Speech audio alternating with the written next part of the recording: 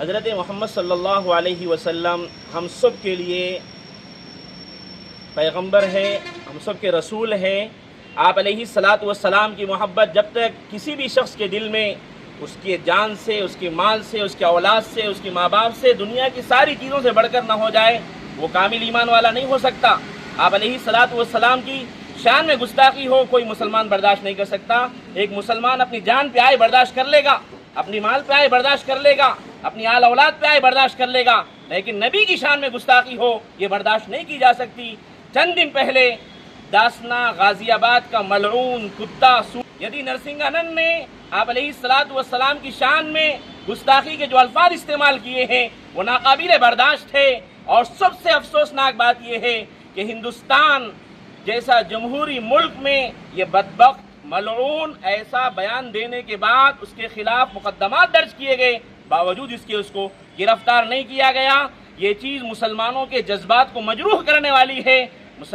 ہر مسلمان کی ذمہ داری ہے نبی علیہ الصلاۃ والسلام کے ساتھ محبت کا ثبوت دیتے ہوئے ہونا تو یہ چاہیے تھا کہ وہ اس ملعون سے زمین پاک ہو جاتی اب تک، لیکن ہم قانون کے دائرے میں رہتے ہوئے اپنا احتجاج درج کرائیں، نبی علیہ الصلاۃ والسلام سے محبت کا ثبوت دے۔ چنانچہ نبی علیہ السلام سے محبت کا ثبوت دینے کے لیے نرمل میں تمام دینی، مذہبی، سیاسی، ملی جماعتوں کا ایک اتحاد جوائنٹ ایکشن کمیٹی نرمل کی طرف سے 14 اکتوبر پیر کے دن بند منانے کا اعلان کیا جا رہا ہے۔ لہٰذا نرمل کے جتنے تاجرین ہیں، آٹو یونین والوں سے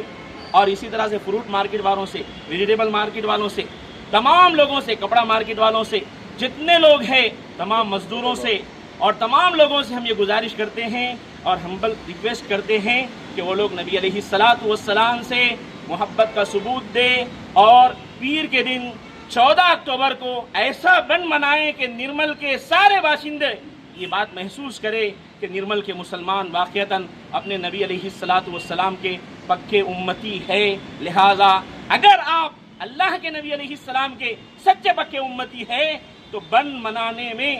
جوائنٹ ایکشن کمیٹی کے شانہ بشانہ کھڑے ہوں گے۔ انشاءاللہ تمام لوگوں سے ہم ریکویسٹ کرتے ہیں